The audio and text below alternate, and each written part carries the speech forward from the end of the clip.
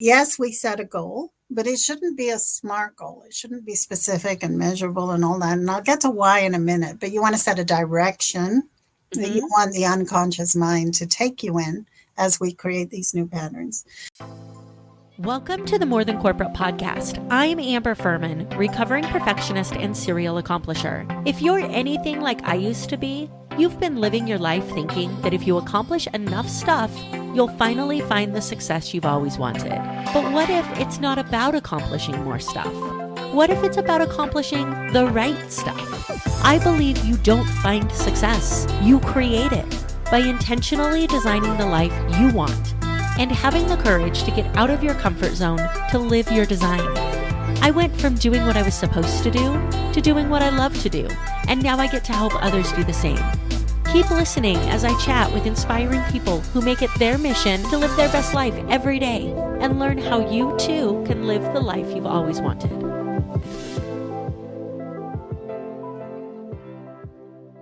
Welcome back to another episode of the More Than Corporate podcast.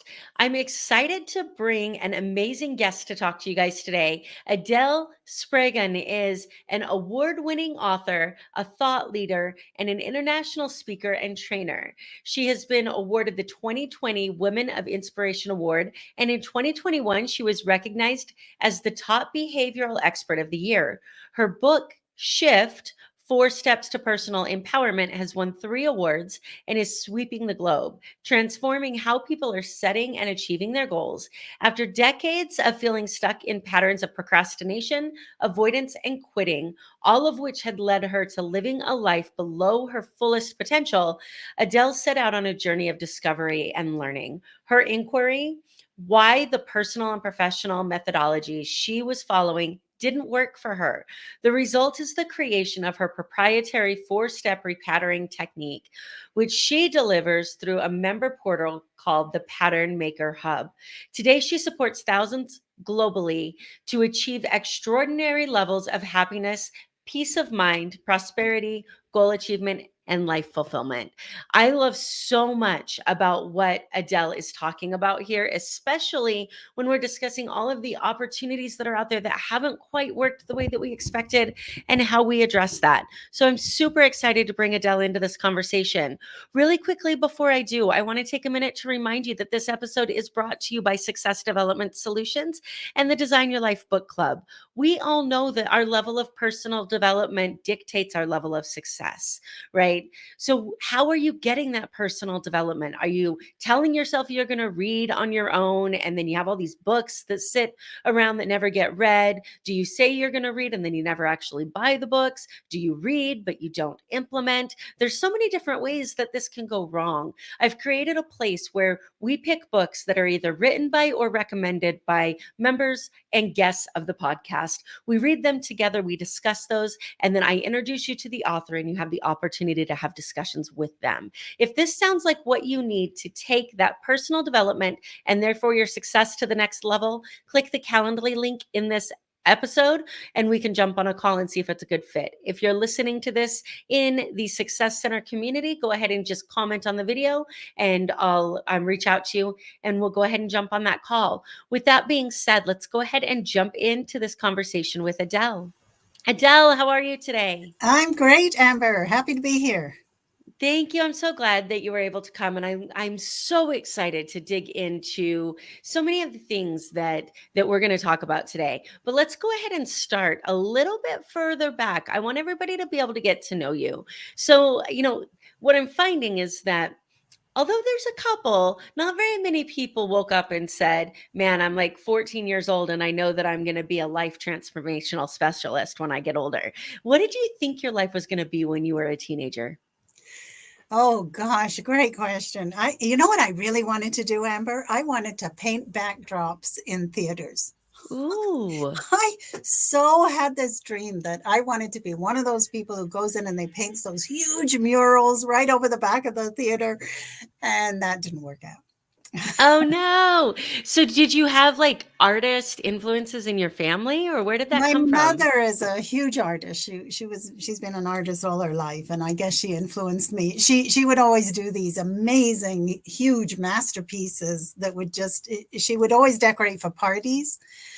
Then we lived by a golf course and they had these huge parties, and she would come in and do these massive murals. And I guess she influenced me in that way. So when you graduated from high school and you had to make a decision of what to do, did you pursue art school or what happened next? No, no, my self esteem was pretty low.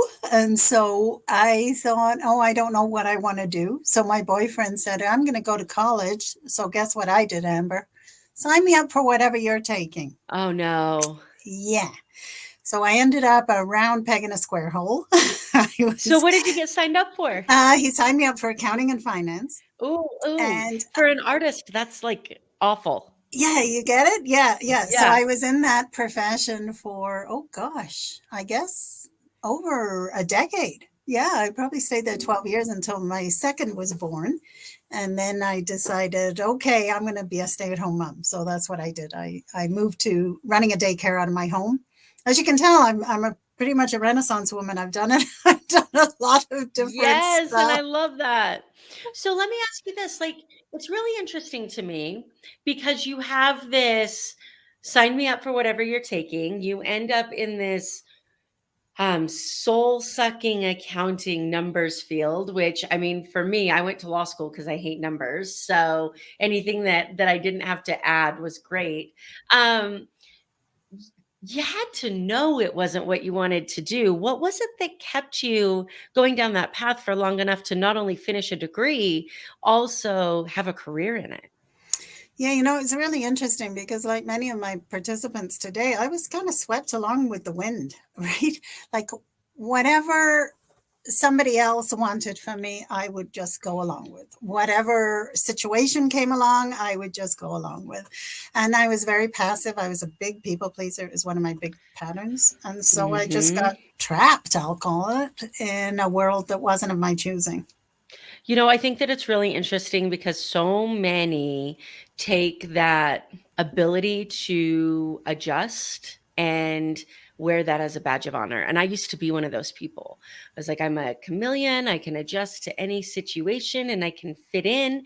And it took me a long time to realize that that's not actually a healthy way to be, that there's so much there, the people pleasing, the inability to express what it is you want. There's so many self-sabotage and negative behaviors when somebody is just able to jump into any situation. And I want to clarify before we jump into that I'm not talking about the person that can fit in and network and enjoy.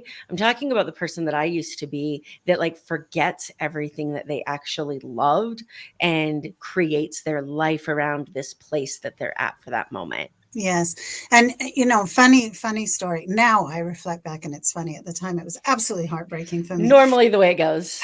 But while we're looking at fulfillment and careers and all that, after I was a stay-at-home mom for a while and I ran my own little daycare from the home, I thought, okay, it's time to get my career back. And at the time, there was this book out, and it was called "What Color Is Your Parachute?" Anybody heard of that? So, okay. Well, it was a book. It was a book, and and I'm now you intrigued by can it though. now you can do it all online, right? Like you do all these quizzes and Yeah. what are you good at? What are your values? All of that. But when I was doing it, it was all done in a book. So it took me weeks to go through all of these different activities, writing things and what are my values and taking these quizzes and narrowing it down and narrowing it down. And I got to the end of the book and it was literally weeks. And I was offered 2 careers that would fit. One was a fur coat designer. I'm a vegetarian. And the second was a clown. And I burst into tears. I remember being on the couch, bawling my eyes out. And my husband comes home and he says, "What's wrong?" And I said, "All I can be is a fur coat designer or a clown." And he's going, "What is wrong with my wife?"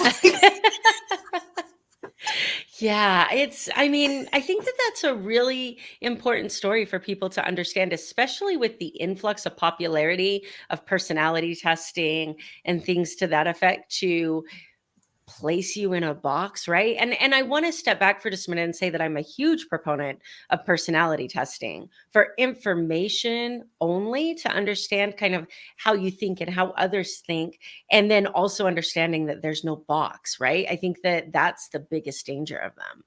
And I think, For many people who are seeking fulfillment, I think the problem is oftentimes that they have too many interests. They're good at too Yes. many things. They have too many skills, too many, like you're saying, that flexible, yeah, I can fit in anywhere. The reason for that is because they have so much asset to bring to the table. And so it's hard to narrow down.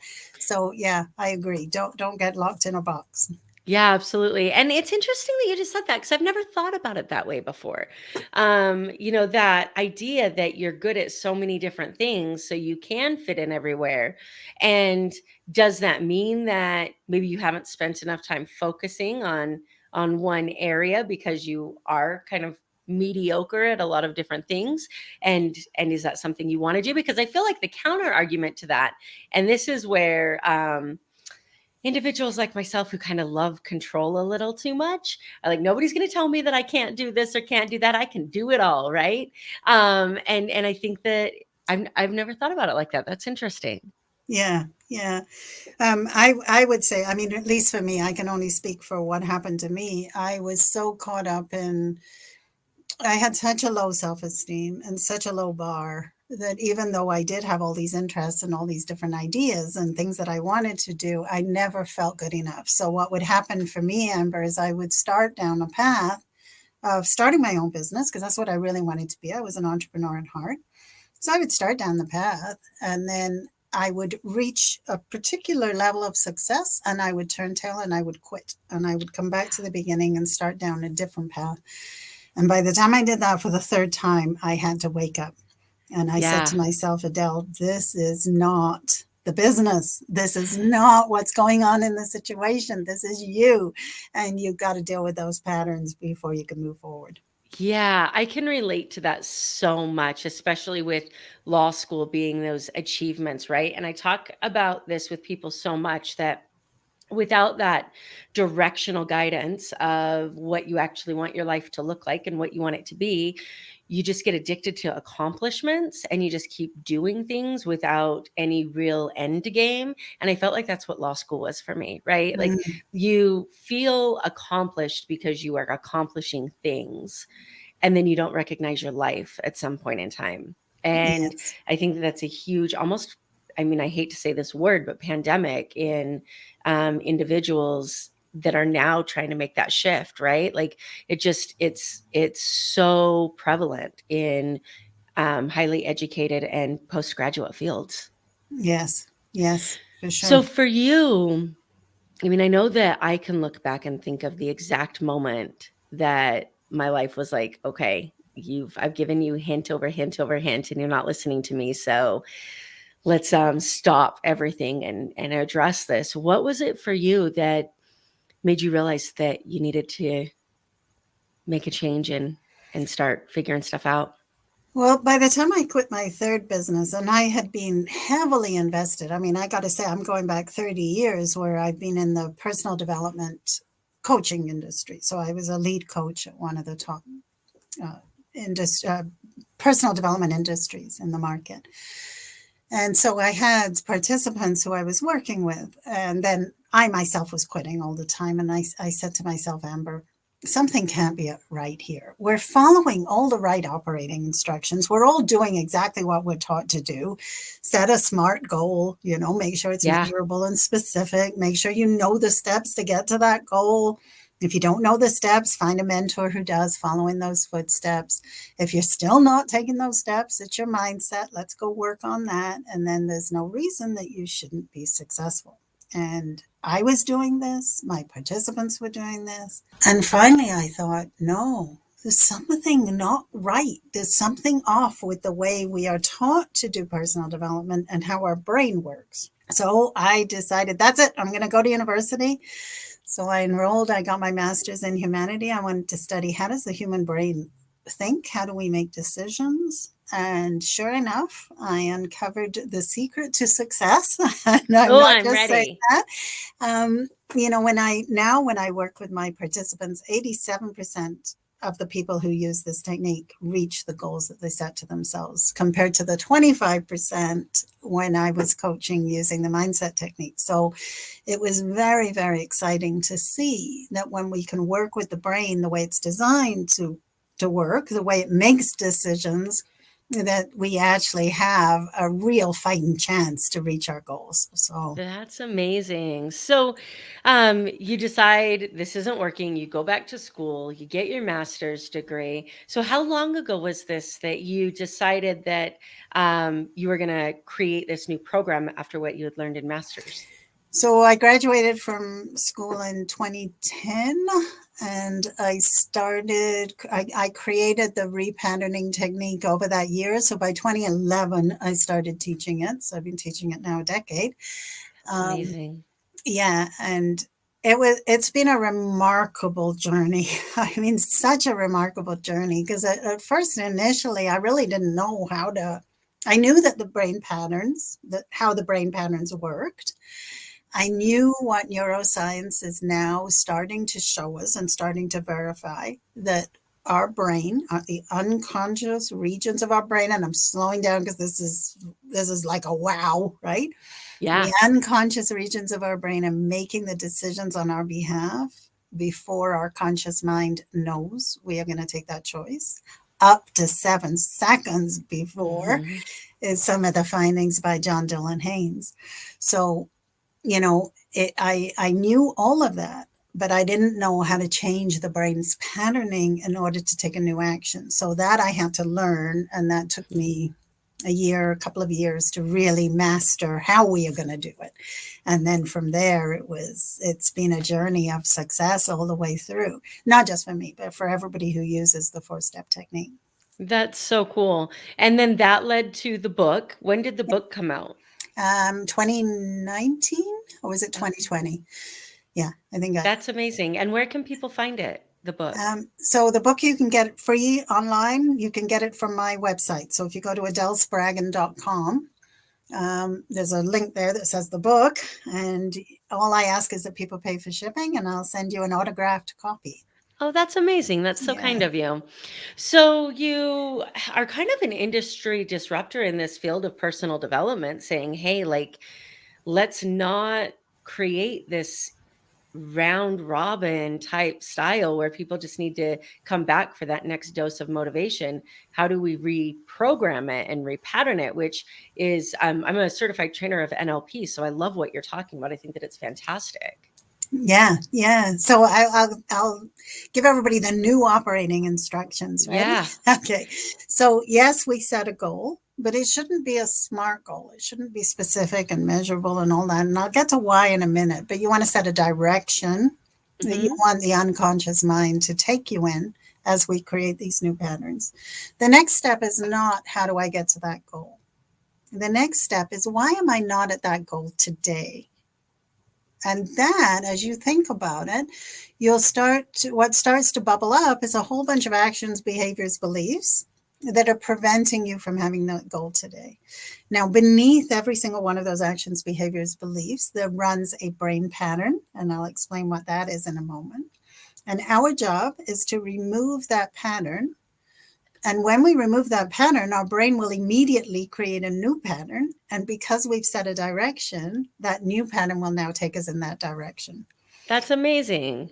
It's a very freeing, liberating approach, because it's not based in the need to fix anything. There's never Hmm. anything broken. There's just what's not working. Let's get Yeah. rid of it. And then the brain will do what the brain does best, which is create patterns. Yeah. I think that that question, why am I not already at my goal today, is really powerful and necessary, because otherwise we never challenge those behaviors that have stopped us, and we think, like you said before, that it's just that we didn't set the right goals, right? We didn't maybe we didn't follow our plan to a T, right? We don't think about the fact that there's this thing running our life that we don't pay attention to, that's like, hey, I'm down here, pay attention, right? I think Right. that's really cool. So if people want to learn more about this and figure out where they should start, what's the best way for them to do that? Well, there's a couple of options. I mean, there's some free training on my website, adelespraggon.com. If you're really interested in changing the patterns, though, I always suggest jumping into the Pattern Maker Hub. So the Pattern Maker Hub has all the training on how to repattern everything. It's a membership site, so there's you come and go as you please. So it's ongoing training. That's awesome. Um, yeah, and one thing, Amber, is based in my repatterning. When we always have a question as what I call pattern makers. So anybody who uses this technique is a pattern maker. And we always have a question. And the question is, does it work? And when I directed that question towards the world's wealth distribution, I came back with this resounding no. Like, the way wealth is distributed does not work. And so I repatterned that pattern. And so we came up with what I call the equitable payment plan, which was really unique. And you'll find it on my website, and really exciting. And it's really making a difference in a lot of people's lives, because it's not based, nothing in the Pattern Maker Hub is based on how much you should pay. It's all based on what's within your means, pay that. That's really interesting. That's like a sliding scale on steroids. Like without that payment plan of the sliding scale, it's the ultimate sliding scale for each individual. I think that that's really cool. Yeah. So for you, the success element part of this podcast, I love the things that you've put together and what you're talking about. And I think that the most important thing as people start to do this is understanding what they actually want to have, which I believe starts with your definition of success. So for you, how do you define success for yourself? Success to me is living in alignment with the moment itself. And this is this is a little tricky to understand. So I'll just explain what I said. When we were little and we created all of these patterns, they got stored in our brain. So they got stored in here. And those patterns continue to take actions today, even though those patterns are created from different circumstances from our past, and they're not really aligned with what's going on in the present moment. As we remove those old patterns, our brain creates a brand new pattern. And that brand new pattern for that moment is perfectly aligned with the situation that we're in today. Okay. Then it goes into the box and it becomes workable or unworkable next time we use it. So my definition of success is to be creating patterns optimally, moment to moment, so that I arise aligned with whatever is going on. And in that way, I'm always creating the optimal action for the situation. That's so cool. And what internal checks do you have? Because I know for me, when I'm doing something that I'm out of alignment with, I've learned to listen to my mind and my body so much that I can feel it. But I also know that the me when I first started had no idea what that feeling was. So how do you, and actually maybe I want to ask you this way, how would you, if you still had that same mindset without the knowledge that you have now, know what to look for when you're out of alignment? Yeah, that's a wonderful question. We have within us built in a guide. It's a built in guide that tells us exactly when we're out of alignment. And that guide is when we suffer. So whether that suffering is internal or external, as in conflicts in our relationships, or internal, as in doubts, fears, shame, upset, anger, any of that, it's always a sign of a misaligned pattern with what's going on. So I like to say happiness is your birthright. When we are aligned with what's going on, we are happy, peaceful, joyful. When we're misaligned, we suffer. And it's in that suffering that the gold is, because there we can say, okay, there's a pattern that I get to remove. Yeah. You know what's so interesting to me is that you just used the word conflicts, that there's this like internal conflict when you're out of alignment. Because one of the biggest things that I used to deal with was this need, and this isn't going to make any sense to anybody who knows the attorney in me, this need to avoid conflict, right? In my personal life, conflict, welcome it in a courtroom, right? That's what I walk into. When it came to my personal life or any decisions where I was involved instead of representing my clients, I needed to avoid conflict. And I had never thought of it as by avoiding external conflict, I'm creating internal conflict. Mm-hmm. I think that's really, really interesting to point out to people. Mm-hmm, mm-hmm. And there's one other way to tell whether your patterns are misaligned. And that's when you set a goal and you're not doing anything to get towards that goal, right? Yeah. So that too is a sign that you've got an unworkable pattern that needs to be upgraded. Yeah, and just to clarify, and I'm glad that you said an unworkable pattern, because so many people would say if you're not taking any steps towards the goal, you just must not want it bad enough. Mm-mm. And I'm like, no, no, no, like stop telling people that they don't want it bad enough. There's so many things that happen that allow us to back off goals that we want, that just telling somebody if you really wanted it, you do it, is so damaging. Especially when those programs that are stopping you are in insecurity and self-worth and things already, and then that just adds to it. Exactly. And one of my biggest problems was getting that message and believing it. So I would push myself past my fears, past my self doubts, past my shames. And of course, when you do that enough, that comfort zone then just starts pushing back. Mm-hmm. And that's what would cause me to quit, because eventually I just couldn't keep up that level of persistence and commitment anymore. Yeah, I mean, I'm a huge proponent of getting out of your comfort zone, and I encourage people to do that often. I think also what you're talking about is having those internal conversations with yourself about why you're afraid in the first place, Mhm. and actually learning from it. One of my biggest pet peeves in the social media world right now, and I'm seeing it everywhere, and I'm seeing it everywhere because it's a big pet peeve of mine, is fall in love with failure. And I'm like, please quit telling people to fall in love with failure. Like, the last thing that we need is people to understand or believe that falling in love with failure is a good thing. I want people to fall in love with learning from failure, right? I Mhm. want them to fall in love with the analyzation afterwards, and then the readjustment and the reaction in a different way. And I feel like this is the same thing with what you're talking about with comfort zones. Like, don't just get comfortable being uncomfortable. Mm. Get comfortable learning from why you're uncomfortable in the first place, and changing that. And I think that that's that missing step for most programs and people.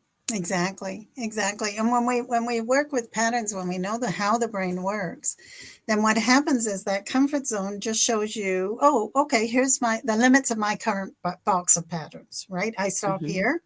Then you remove those patterns, the brain creates new patterns, and that comfort zone just expands. So even though you're uncomfortable, you're not having to push past it, which is Mhm. what I was trying to do. And that is always dangerous. Yeah, and I think that there's also that level of trust that you get to build with yourself when you're having those conversations, right? When you're at that boundary of your comfort zone and you're able to have a conversation that says, "Hey, like I've got you. I'm able to get us in or out of this situation. We're able to navigate this," then you're more likely to take those steps, because that's where that comfort zone is just fear that you're not going to be able to handle whatever's coming, right? So I think Yeah. that that's a huge point too, because I know I had huge trust issues, and one of the hardest things for me to really understand is that if I trust myself, it doesn't matter whether I trust other people. So if I Right. have trust issues, then the trust issue is here. And those are hard conversations to have. Mhm, mhm. And I found too, my inner critic was so screaming loud. Like, forget having Yes. those nice, kind conversations with myself. It would come in and just be whipping me the entire way Yeah. through. So, Yeah, being able to navigate those is so important. So, some really good information here for people in the areas of growth and comfort and failure. I would love to know, for somebody who is feeling that conflict on a success level, they have worked so hard to get somewhere and it's just not paying off the way they thought it would, or they're in one of those moments that you had mentioned earlier where they have allowed themselves to back off of something that was working. What's one piece of actionable advice that you would give them to help them get back on track with moving in a direction they want to go? yeah, so I would say start by asking yourself, why am I not there now? But not from a position of judgment or blame or shame. That doesn't work. Just from a position of, what am I doing or not doing that's not working? What behaviors am I adopting that are not working? What beliefs do I hold that are not working? And then the next step, I would recommend, deal with it as a pattern, not as if it is true or fact. So let me just explain what I just said. We don't we're not really taught how this brain works. And what I'm about to say is going to sound so logical, Amber, that you're going to be saying, yeah, absolutely, that makes total sense. But until we're taught this, we're not taught to look at it this way. So here is our brain, and it is locked inside this dark, silent room. There's nothing in here other than electrical impulses that are flowing down these different channels. Now, we encounter a situation out there. That information comes in through the senses. We hear it, see it, smell it, taste it, touch it. And then it gets interpreted by the brain based on patterns from the past.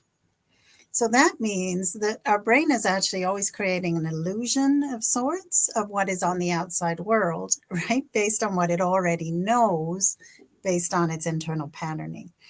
So for us to know that our brain is an interpreter of the situation allows us to start doubting that what we're seeing is actually fact. It allows us to start doubting that inner critic and say, wait a minute, maybe that's just a pattern from my past and not what's actually true about me.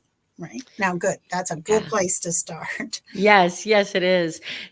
That you just explained was the first thing that I learned that allowed me to be a better attorney. And this was the explanation. So for everybody who needs kind of an external explanation of this, line 10 people up, show them the same thing, and then ask them what they got from it, and you will get 10 different answers. And I never understood that. And it was conflicts in my family. It was reading a police report and going, man, I just don't understand how this person thought they saw this, right? Once you understand that like the world only exists as we believe it to exist, and each person believes it to exist differently, then all of a sudden conflict conversations with your family don't become as personal because it's not about you. Like you show up in their world differently than you do in theirs. Cross-examining a witness that says that they saw something that you don't understand is even possible becomes more manageable. And to me, that was game-changing on both a personal and business level. Absolutely. I love that. There is nothing personal in this world, but to really experience that is tricky. Yes, it Because it comes is. across as so personal. But once we know about brain patterns, then you're right. You get to step back and you get to go, oh, okay, there's a pattern arising.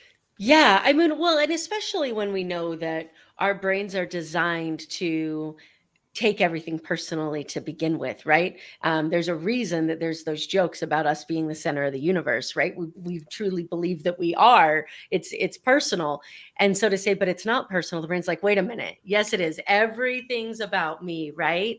So you're right. It's tricky, and it requires an incredible amount of willingness to be vulnerable, imperfect, and transparent, and just sit with, like you said earlier, no judgment, and have those conversations with yourself, because so many people want to overestimate to themselves where they are so they don't have to face the reality that they haven't accomplished what they think they have. And unfortunately, you're not doing yourself any favors when you do that. Or vice versa, right? Yeah. We'll Yeah, get back absolutely. thinking that we're not good enough too. Yes, Yeah. yes, Yeah. absolutely. So with that being said, your book, what's the best reader for your book? Who should be checking this book out, and what should they expect to gain from it? That's a great question. So I would say anybody who's invested in personal development, anybody who's procrastinating, quitting, avoiding, anybody who wants to be more and they don't know how to be more, right? They want a more fulfilled life. They want better relationships, anything along those lines. Yeah, the repatterning is so liberating. I mean, it really is both for you and family members. I mean, I talk about the result of repatterning to the people around you in your inner circles, and it's remarkable because when we can remove our triggers, then they transform in front of our eyes. Yes, it's so true. And it's so immediate. And I think the coolest thing from somebody who's been through so much transformation on the mindset level, is those moments that something happens and you react, and then maybe 4 or 5 minutes later, you start thinking about how you reacted, and you're like, holy crap, I would have reacted totally different to that 5 or 6 years ago, right? And it's those moments that we're able to see just how much the work that we've done has impacted our lives. Because we don't really know until we're put in those situations again, and the brain is like, well, I got this, and it's completely different than the way that your brain had it before. Yeah, exactly. Those That's moments of amazing. surprise, the signs Yes, of a new yes, they're pattern. everywhere. Adele, I love what you're building. I love what you're doing. I think that it's incredibly helpful for people, and another way for people to step in and take control of their life and their power, which I think is fantastic. Before we wrap up, I'd actually like to take just a few minutes and do a quick random round and let everybody get to know you. Are you okay with that? Absolutely. Perfect. If you could do any profession other than what you're doing now, what do you think would be fun to attempt? Oh, great question. I think I'd go back to painting those theater backdrops. Yes, I love it. Now love I it. think I could do it. That's awesome. It's so cool. Especially when we start to realize that if we would have just embraced that child when we were that child. But I feel like that's so much of the process, right? Is we've got to go through realizing we don't know it all before we can step back to embracing what it is we really wanted as a kid. And I always think, Amber, what if I had done something that really lit me up, and then I would never have been able to create what I'm creating now, Which which also is so clearly helpful. lights you up, because I Exactly. can see the passion in your face. Exactly. If you could time travel, where would you go and why? Oh, interesting. I would go back to when Van Gogh first died, because I'm always curious about how his paintings weren't destroyed, right? So many works of art were destroyed, and he was so rejected in his lifetime and so misunderstood. And I know his sister-in-law had a lot to do with preserving his art, and I would love to go back and talk to her and say, hey, how did you see what nobody else in the world could see at the time? What an amazing question to want to know. And I feel like that's so common, the artists that are ahead of their time, right? Whether it be musicians or actual artists. It's such a powerful question. How did you know the people that believe in them? That's so cool. Other than your book, what book do you think that all entrepreneurs should read? What's your most recommended business or personal development book? Oh, I would have to say Ian McGilchrist, The Master and His Emissary. It's a book on the brain hemispheres and how the left brain has created our left brain dominant world. And I think for anybody today who is questioning what's going on, like why is the world so topsy-turvy, this book is so key to understanding, and I found it probably one of the most empowering reads I've read, other than my own book. Other than your own book, Wink, of course. wink, wink. Of course. That's amazing. And last question, because I'm a music nerd, so this is for my own personal enjoyment. What's your pump-up song? I Lived by One Republic. Oh, such a good one. That's so good. And I know I said last question, but I lied. One more time, where can everybody find you if they want to continue this conversation? Oh, well, best place is my website, adelespraggon.com. You can get a book there. You can watch free training there. And yeah, join me there. I'd love to have you. Amazing. Adele, it was so great to talk to you. I really appreciate you taking the time to jump on and share some of your fantastic knowledge with the audience. Thanks again for being here. Thank you. Thank you so much for listening to this episode of the More Than Corporate podcast. If anything that was said during this episode resonated with you or provided value in any way, it would mean the world to me if you would head over to iTunes and leave a rating and review for the More Than Corporate podcast. Thank you so much for taking the time to do that. I'm really looking forward to connecting with you. If you'd also like to connect, I've created a Facebook group that is full of amazing people who also make it their mission to live their best life every single day. If that that sounds like something that you're interested in, the name of that Facebook group is Success Center. Head over there, request to join, and I look forward to connecting with you soon.